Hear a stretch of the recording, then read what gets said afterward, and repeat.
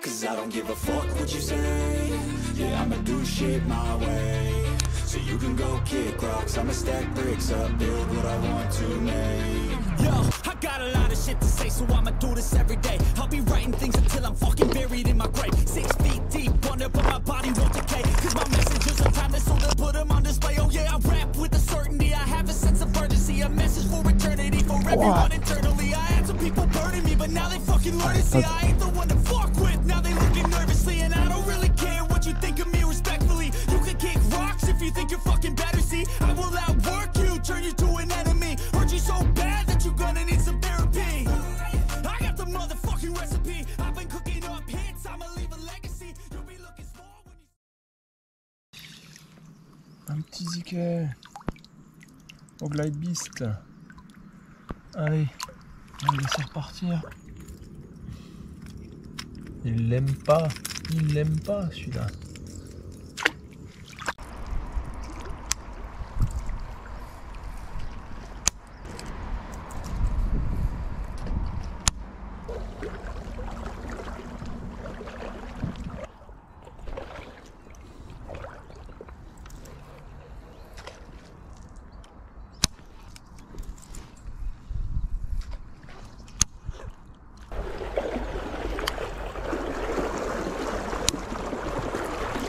Oh putain.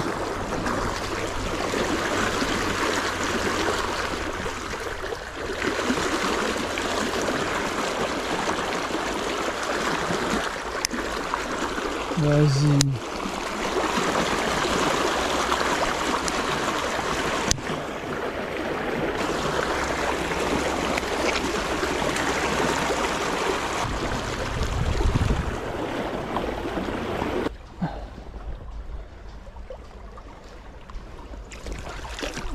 Voilà, attaque à la tombée. Ah bah oui, on voit que c'est piqué sous la bouche. Et voilà. Encore un chevenne des familles. Alors,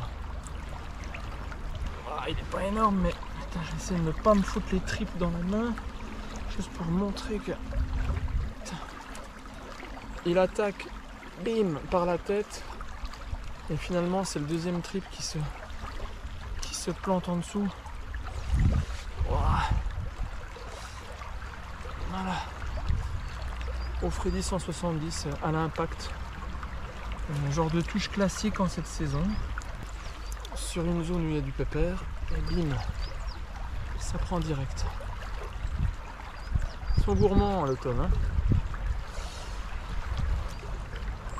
Voilà la taille du leurre par rapport à la taille du chevenne, quoi.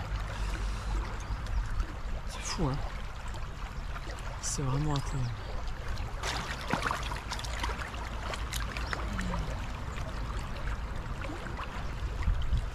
Ils sont opportunistes en cette saison, hein. Donc 170 mm, 17 cm, chevenne de quoi, 45-50, il n'est même pas 50 je crois. Ça pose question sur les leurres, comme dirait Damien, qu'on pourrait présenter à nos aspes. Alors moi je suis pas expert, hein, mais quand on les voit pêcher avec des tout petits leurres de 2-3 cm, si ça se trouve des swimbaits de 20-22 cm à l'automne sur les aspes, ou à d'autres saisons, j'en sais rien. Ça peut être intéressant, il y a peut-être moyen de faire des belles vidéos. Voilà, à bon entendeur, s'il y en a qui sont motivés, lancez-vous, testez, essayez, sortez un peu des sentiers battus. C'est intéressant et puis on découvre et on apprend plein de choses.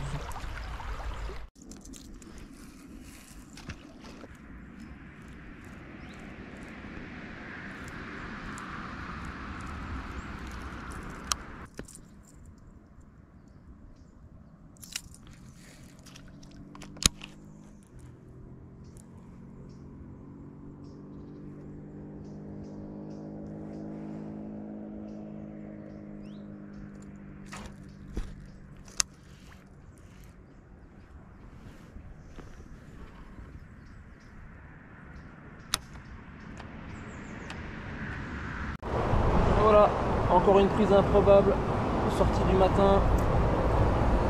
Un petit vent sur une étendue avec des gros chevennes. Je cherche le brochet au Freddy. Non mais c'est une action du fou quoi. Je vois une masse arriver dessus, je me dis bon, brochet de 50, un petit haut. Je fais une pause, ça attaque et voilà ce qui arrive. Non mais c'est hallucinant quoi. Une chevennes de 50 qui attaquent comme des brochets. Comme quoi, hein, faut douter de rien avec ce poisson, il est impressionnant. Allez, je le mesure et je le remets vite à l'eau.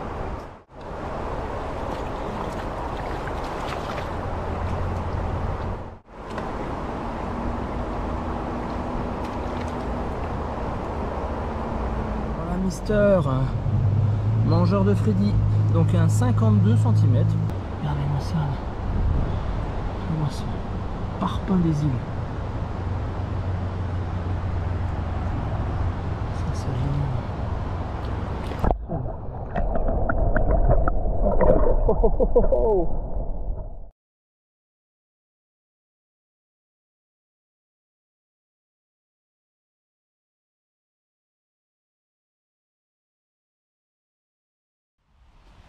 Joli poisson. Test du nouveau Shimano Bantam Arma Joint. Superbe combat. Magnifique poisson avec une robe bien claire sur une montée d'eau.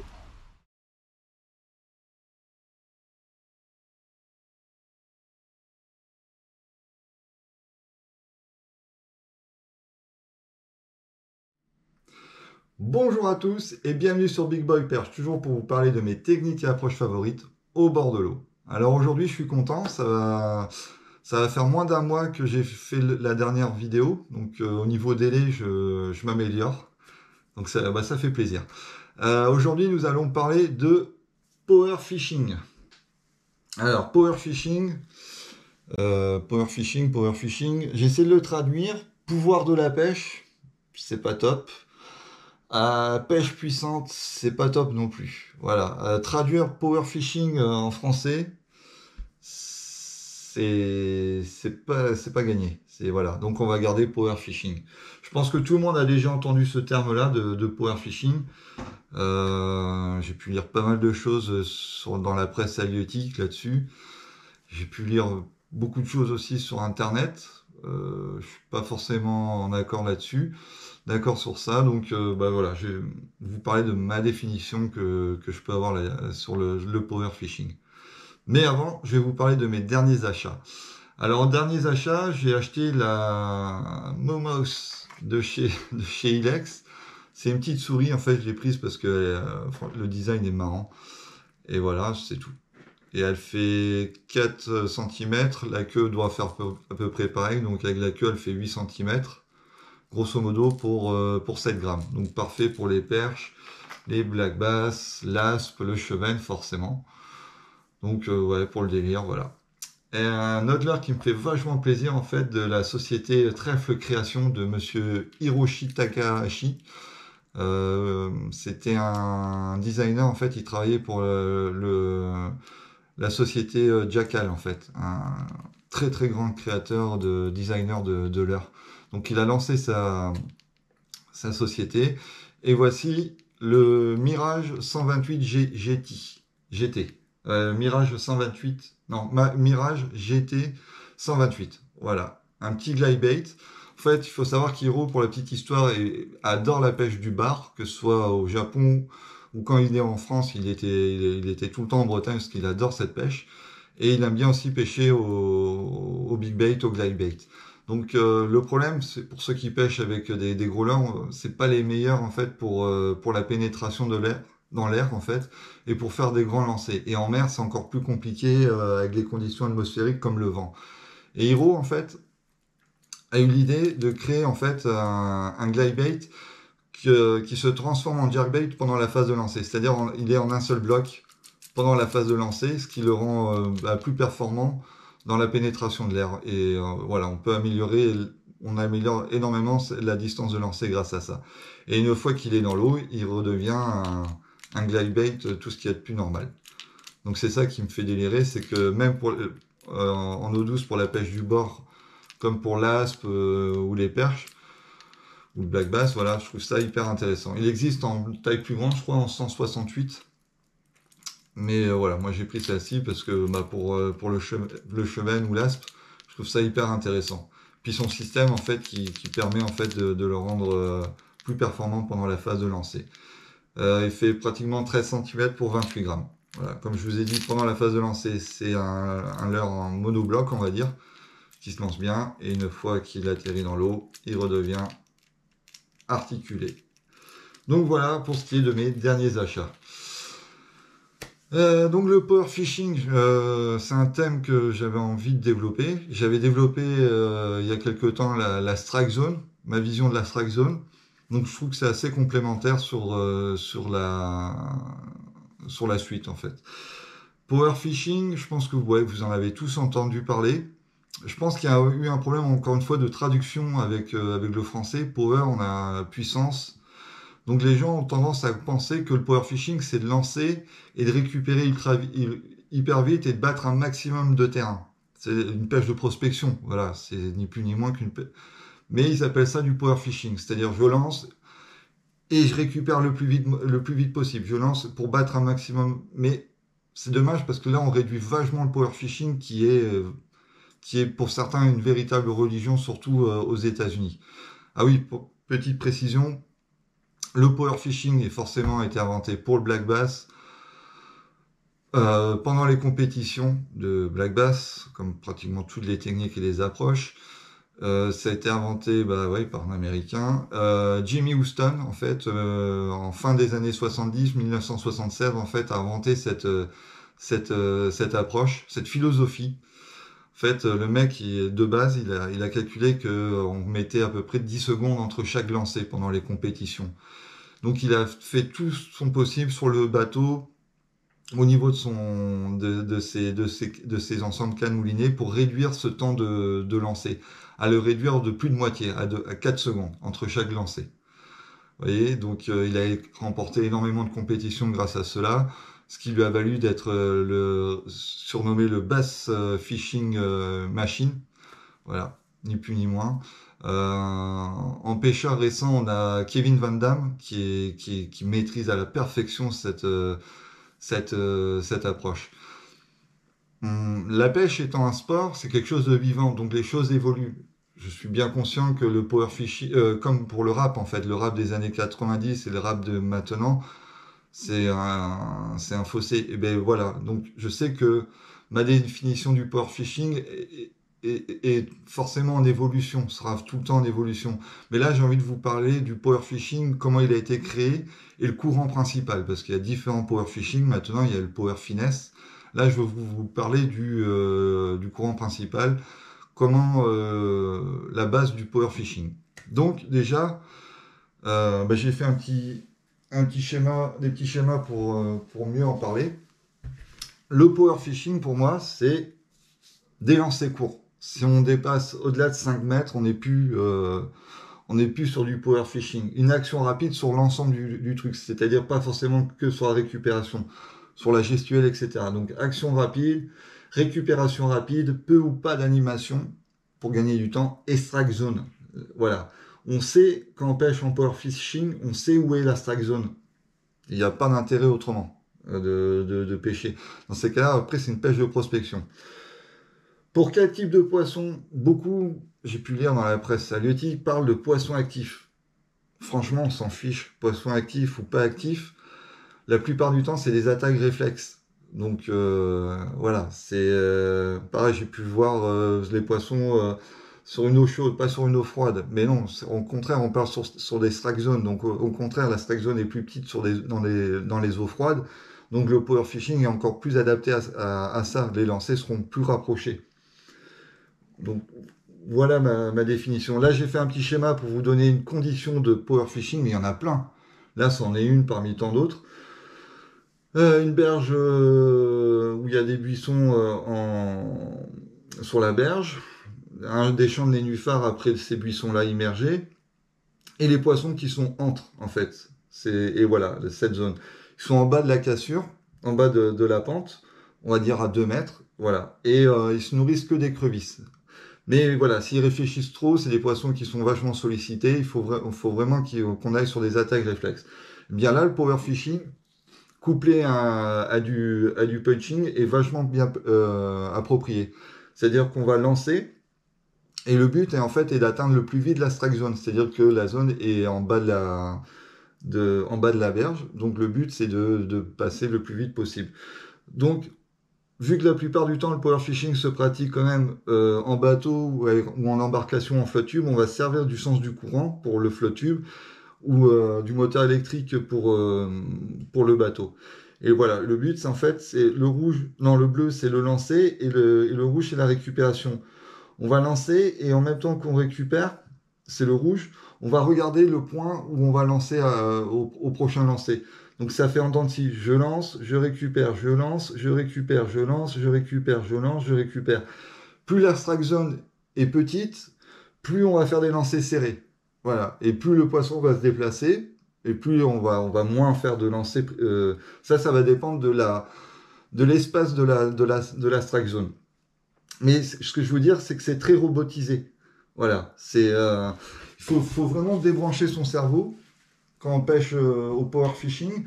Et je pense que c'est l'approche qui demande la meilleure condition physique et la meilleure condition mentale. Parce que c'est vraiment quelque chose de mécanique. Et il faut être précis sur tout et penser à tout ce qu'il faut pour gagner un maximum de temps. D'ailleurs, je trouve que le power fishing n'a aucun intérêt pour la pêche récréative. En compétition, oui, mais je vois pas trop d'intérêt pour autre chose que de la compète. Parce que voilà, pour vous donner un exemple aussi de leurre, pour les leurres souples, même si on peut toujours contredire le truc suivant les conditions, voilà, je suis conscient que je suis en train de m'embourber dans mes explications.